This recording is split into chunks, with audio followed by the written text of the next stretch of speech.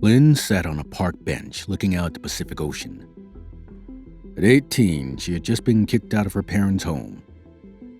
Lynn's life had appeared picture perfect from the outside. She grew up in Westchester, California, a suburb filled with single-family homes catering to families with various middle-class incomes. Lynn's father, a World War II veteran, worked in the burgeoning aerospace industry, and her mother stayed home as was typical at the time. Behind the apparent perfection of the family was an abusive and controlling father. Their neighborhood was nearly idyllic, with good friends and backyard barbecues. One set of parents in the area began a dance class that Lynn attended. This class grew into a successful troupe that competed and toured the country displaying their skills. Her dance troupe, the Larriettes, performed at the Hollywood Bowl in 1959 on the Lawrence Welk TV show at Disneyland, the Seattle's World Fair, and at the White House in Washington, D.C. Of the nearly 70 members in the Larriettes, Lynn was a star. She became the headliner in advertising. People showered her with praise after performances and even gave her money to show appreciation for her skills. In the summer months, Lynn traveled with the Larriettes on long bus trips, often 6 weeks at a time, where she learned how the strength of friendship, camaraderie, and a sense of purpose contributes to a sense of self. Her experience with the dance troupe was a safe haven from all the violence and abuse that she faced at home. As Lynn moved into junior high and later high school, her father became even more controlling and abusive. Though he made plenty of money at his aerospace job, he wouldn't give any to Lynn's mother, who took on cleaning her neighbors' homes just to put food on the table. Her father would lock Lynn in her room and deny her food when he was angry. Eventually, Lynn lost her one refuge. Her father moved her from the Lariat dance group just as she entered high school. He moved the family to a new town after Lynn's first year. Lynn was uprooted from her two comfort zones, and the abuse at home only escalated. She began staying away from home for days at a time. She missed school, drank, partied, lived homeless, and lived with friends from time to time. After high school, she tried once more to live at home and attended El Camino College. This did not last long. She and her father argued over something trivial, the definition of a word, and he kicked her out for the last time at the age of 18. One day, when Lynn sat on the Venice Beach boardwalk, a man approached and sat next to her. He was unkempt and smelled of body odor and alcohol. Still, somehow, he was full of confidence, elegance, class, charisma. She opened up completely to him in only one conversation, revealing all her family problems. He told her that she was worthy of being cared for, and he was the one to do it. He was the gardener and would care for all the flower children. Something about his existential talk was intriguing and refreshingly counterculture. She chose to go live with him after that first visit. Lynn expected to live alone with this man, named Charlie. But another woman, Mary, was already living there. They eventually got along, though Lynn had difficulties opening up sexually to Charlie and his desires. The small group didn't have a permanent home, crashing with different friends until they were kicked out. In addition to being free sexually, Charlie encouraged the group to use LSD to expand their minds and be open to the universe. The drug use only made them more susceptible to Charlie's influence. Charlie had moved to Hollywood to pursue dreams of becoming a singer-songwriter. He learned to play the guitar during a prison sentence and believed that his natural ability would pave the way to fame and celebrity in Hollywood. He tried to charm the Hollywood elite, though his only real connection was with Dennis Wilson of the Beach Boys.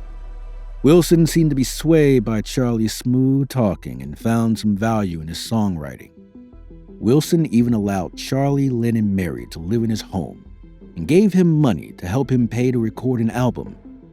Wilson introduced Charlie to record producer Terry Melcher and his girlfriend, actress Candice Bergen, who lived on Cielo Drive in the Hollywood Hills. Charlie visited their home several times until he made Melcher and Bergen so uncomfortable they not only cut off contact with him, they moved out of their house. Charlie continued attracting people to him and his promise to care for them, though they still didn't have a permanent home. The now homeless group of young people found a home on an old ranch turned Western movie set out in the desert in August of 1968. Charlie paid for their room and board by having Lynn and the other girls provide daily care and perform sexual favors for the elderly managing operator. Misfits, runaways, drug addicts, and other disaffected youth who rebelled against their parents and mainstream culture found themselves caught up in Charlie's orbit. He made drugs available, particularly LSD, which made these hangers-on malleable. Charlie used their vulnerabilities, desire for safety, and a sense of belonging, and search for personal identity to achieve wealth, fame, and power. He manipulated vulnerable people into surrendering their identities to him as their religious leader. Life at the movie set was incredibly isolating. Young, vulnerable people placed their identities and futures into Charlie's hands. He took advantage of their attention and isolation, teach them his philosophies about life and predictions for the future. He based his beliefs and techniques for teaching his followers on Scientology, a pattern of thought he learned as a young man and professed as his religion in 1961. His lessons in the late 1960s were not pure Scientology, however. Charlie used the pick-and-choose method, bringing together parts of multiple belief systems to create his own philosophy he then taught to his group. Charlie believed that he himself was the reincarnation of Christ, and his followers were the reincarnations of the first Christians. Like other gurus, he convinced his followers that they were the chosen people. He also used their isolation to spread his fears and prejudice. Charlie believed that white people were the pinnacle of human development, black people were a threat, and black Muslims were especially dangerous. When the Beatles released their self-titled album, famously called The White Album in 1968, Charlie was drawn into the meaning of several songs, which he felt held messages only clear to himself about the coming apocalypse. The song Piggies illustrated how Americans would be punished because they had become entitled and consumed by capitalism. In Charlie's vision, the apocalypse would come as a race war, predicted by the song Blackbird. African Americans would rise up and fight a literal apocalyptic war, destroying all of America. He saw Revolution 1 as a call to arms for the coming war, and Revolution 9 as the soundtrack of that war. The biblical book of Revelations also fed into Charlie's philosophies. While most read Revelations on the symbolic level, Charlie applied these metaphors to real expected events in his life. The swarm of locusts in Revelations with iron breastplates were the Beatles with their guitars. There were also 5 angels. The first 4 were the Beatles, and the 5th was Charlie. One small group of people would be safe, including Charlie and those who adhered to his beliefs. Charlie preached that when the apocalypse began, he and his group would go to the bottomless pit mentioned in Revelations, which was a cave located in Death Valley, California. The pit was, in Charlie's imaginings, a magical underground city where he and his followers would grow in number to 144,000 and could be transformed into supernatural beings like fairies if they so desired. After the apocalypse, they would come out of their underground city and rule over America because the black people would have discovered by then that they did not have the intelligence or ability to govern themselves. Living in isolation, Charlie and his group became an echo chamber. They repeated these beliefs to one another, making them stronger.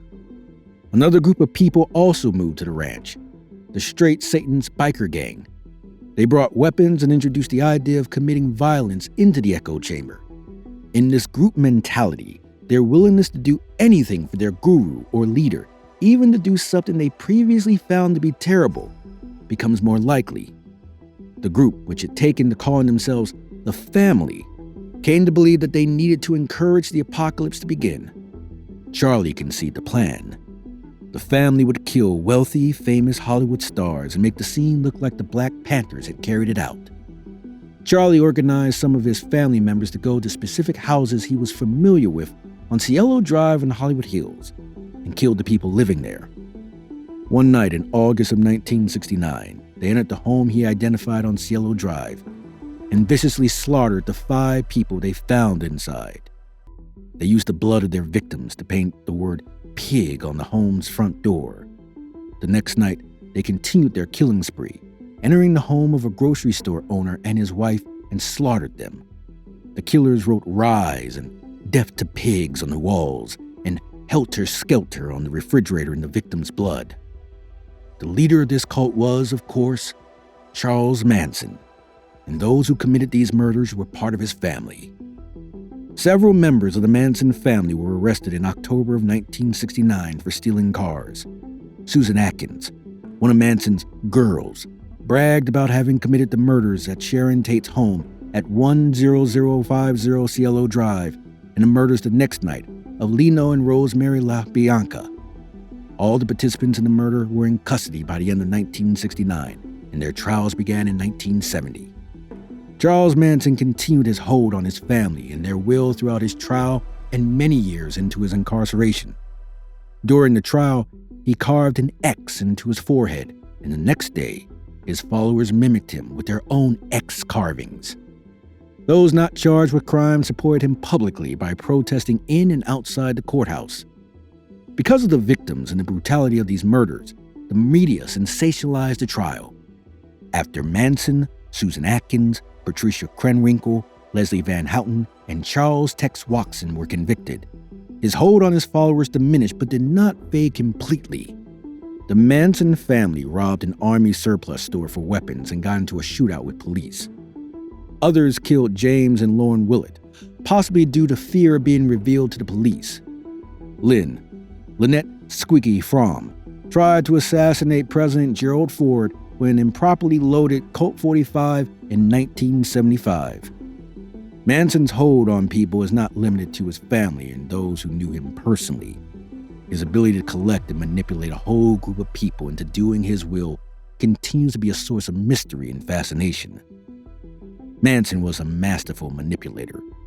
Whether he knew it or not, he used multiple techniques to manage his family. Dr. Stephen Hassan, an expert in analyzing authoritarian control, created the BITE model to understand the kind of manipulation that Manson used. The B in BITE is behavioral control. Manson controlled where his members lived, notably on the Spawn Ranch outside Los Angeles. This location was first remarkably isolating and second, paid for by women in the group providing physical and sexual care for the ranch manager. Manson also managed the information, the I in BITE, his family accessed. Again, their location on the ranch isolated them physically and from outside communication. However, when they had information, he interpreted for them. Considering his interpretations of the Beatles' White Album, they listened to this album repeatedly, with Manson explaining often and in detail how the lyrics revealed the coming apocalypse. Another key method for manipulating people in cults and other authoritarian groups is thought control, the T in BITE. The purpose of thought control is to change how cult members process only in the way the leader wants them to believe. Charles Manson had a talent for finding vulnerable people who were easy to change because they were not satisfied with how their previous lives had been working out. He altered their thoughts by changing their names. Lynn became Squiggy, and Charles Watson became Tex. He also physically changed their views by encouraging the use of LSD and other psychotropic and hallucinogenic drugs. Manson used the experience of being high to imprint his ideas onto his followers. Finally, the E in BITE is emotional control.